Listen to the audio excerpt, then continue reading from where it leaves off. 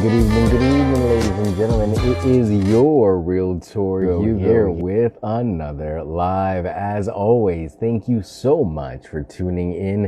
It is my pleasure to host another daily real estate live for you and those around you. Hi, I am Hugo Quintanilla, licensed realtor in Maryland with Long & Foster Real Estate. So today we're going to be doing a current market dynamics lesson.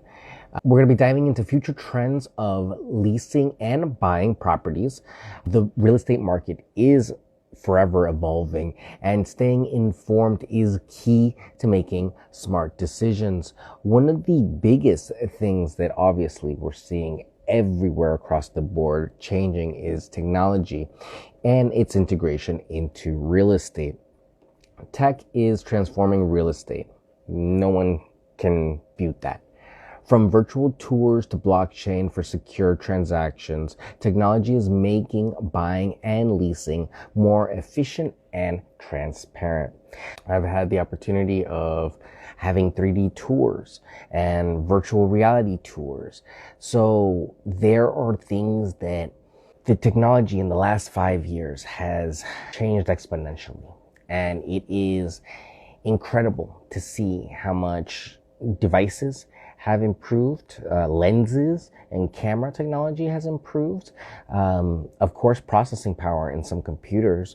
So you can only imagine the computing power that all of us are carrying in our phones. So technology across the board is impacting real estate, and we're seeing it obviously from the way that you communicate with real estate professionals all the way down to how new listings are put out there and how properties are bought and sold with remote sales. You know, really you can do a remote closing, something that was unheard of before.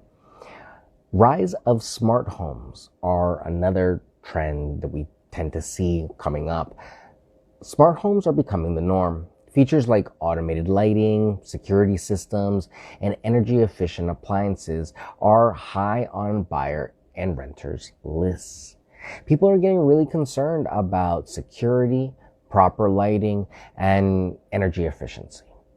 A lot of people are really liking the RGB lighting and being able to change dynamic color scenes in their lighting setups, or maybe even having sound activated lighting. Those are all things that are very enticing to a younger generation of homeowners. We're also having, of course, people ask for security systems with more and more Ring systems being installed and energy efficient appliances that not only are cost effective, but also tend to last longer as these homes get renovated and revamped every 15 to 30 years, depending on who owns them. Eco-friendly and sustainable living. Sustainability is a major trend, again, going back to the green topic. Properties with green certifications, solar panels, and sustainable building materials are in high demand. And it's all about having this inspected and approved, making sure that you have the proper documentation and manuals that help prove what the property has and that you've approved upon. Keeping a list of all the improvements that you've made really helps to sell the property into the future and makes it easier to communicate its value that obviously you've invested. Flexible living spaces.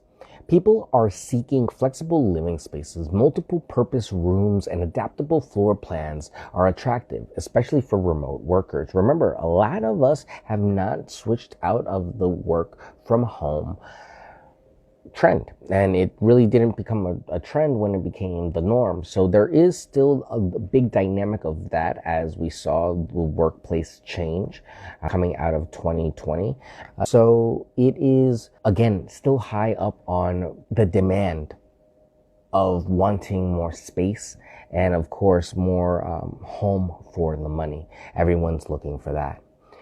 Urban versus suburban preferences. There's a shift towards suburban living due to remote flexibility. However, urban areas with good amenities will attract younger professionals.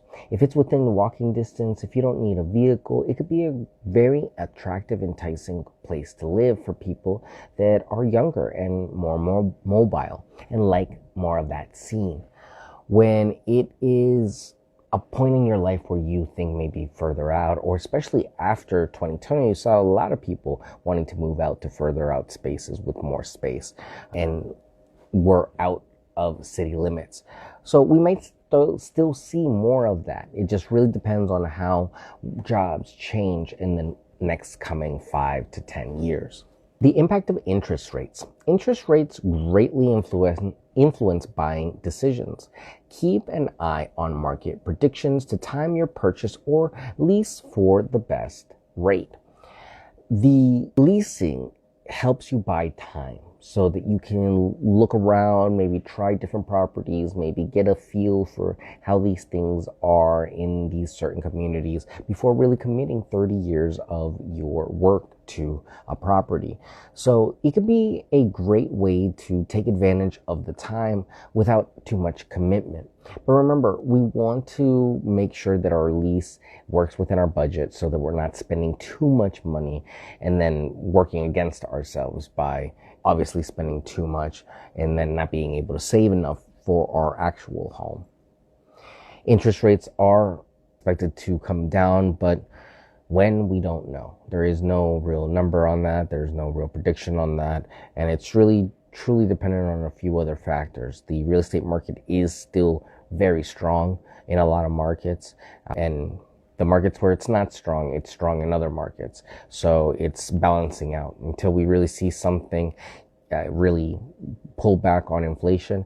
There's nothing really right now that is on the horizon to change. The importance of walkability and amenities. Walkable neighborhoods with easy access to amenities are highly desirable. Proximity to schools, parks, and public transportation can add significant value. These are all tried and true things. We've all talked about how having a property that has accessibility and actually has a lot of what you could desire when it comes to to eat, grocery stores, and transportation. There's so many things that are worth the while of having nearby. And when I say nearby, probably a safe bet would be less than 2 miles, preferably less than a mile away. Those are all things that are immediately around that property. If you do have to go further, obviously there is that factor there, but at least you tend to have more options when you are at that point in location away from major cities, because you could go to either one city or another. So at that point, it's a lot more options.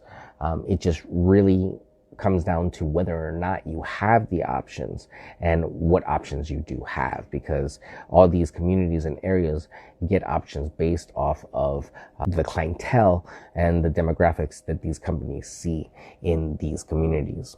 The walkability, obviously, people want spaces they can walk around, and walking has proven to be one of the best ways to cure against dementia and Alzheimer's. So truly something that everyone should be thinking about, especially for a lot of us that live in a office sedentary lifestyle and just sit most of our waking hours. It is very good to get up and walk around and try to get that blood flowing, because remember, we're not meant to be sitting looking at screens all day long. Co-living and shared spaces. Co-living spaces are on the rise, especially among millennials. Shared amenities and communal living offer cost-effective and social benefits. Co-living is a great concept where several people come and share a space together, especially in the wake of financial situations for younger generation. It could be a lot more difficult to save money on your own. So working with a group of friends or family members that you feel confident and trust in, it could be a great way to step into the real estate world and start living in your own space and building equity. Especially if everyone's fair and everyone is clear on what's happening, it can truly be a great way to do it. Future-proofing your investment. Think long-term. Invest in areas with planned developments and infrastructure improvements. Consider future resale value and rental potential. It is always better to be on the know of what's to come. A lot of these building plans, a lot of these new developments, they all have plans that need to be approved far in advance before they ever get a breaking of the ground ceremony or anything like that. So when it comes to future-proofing your investment, you want to see what's been there, see what's possibly could come, but you want staples, you want brands, you want things that people will always desire. So we want grocery stores, we want entertainment, we want transportation, we want accessibility, we want proximity to popular locations, walkability if possible. If we can get all these things together, that's great. But any combination or variation of these will obviously impact and help or hurt the value of a property. I see tons of properties that are in the same neighborhoods, but some are more accessible than others because of public transportation, and their price is impacted because of it.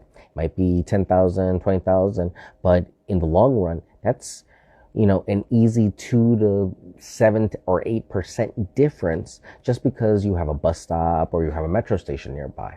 It can all make a difference. So that's why real estate is such a localized. Ladies and gentlemen, if you just joined us today, we were talking about future trends in leasing and buying. I am your realtor, Hugo, licensed in Maryland, and the current trend is more on what is to come and making real estate more efficient and fair for everyone. These were all trending topics that come up when you look for the future in real estate, and things for you to keep in mind. Things that when you do these renovations in your own property, you might want to think about when you're going down the renovation aisle at your local hardware store. It can impact your decision. Maybe looking at the green fixtures, maybe looking at some of the more modern trends and doing your research. Now, don't go overboard. Classics are always classic for a reason, but it's always better to learn and to know than otherwise not. So at the end of the day, that's what I'm here to help you all do. Learn a little bit more about real estate every day and how it can impact and benefit you. And this is a great way for you to get savvy on this and start thinking about real estate every day, because there are opportunities in real estate every day that are available. If you have any questions about this topic or any of the topics that we talk here, please feel free and reach out. My phone number is 240-389-4846. My email is hugo@lnf.com, and my website is yourrealtorhugo.com. It's my pleasure to have you come through and chill out with me and, hang out and talk about what's coming up and muse about this stuff. None of this stuff is set in stone, so it's really exciting to kind of think about when it comes to the future of what's happening in the real estate market. So I appreciate you all listening. Tomorrow we're going to be talking about technology in real estate, online platforms for renters and buyers. So a few good options for you to check out. I will also talk to you a little bit about my own platforms and how they work and what you can use them for. So if you have any questions on those, feel free and bring them tomorrow. Again, subscribe to the podcast and feel free and check out the episodes on YouTube. And thank you again, everyone, so much for all the support. I really do appreciate it. Go ahead, get some rest. I will see you all tomorrow. Take care, and I will talk to you soon.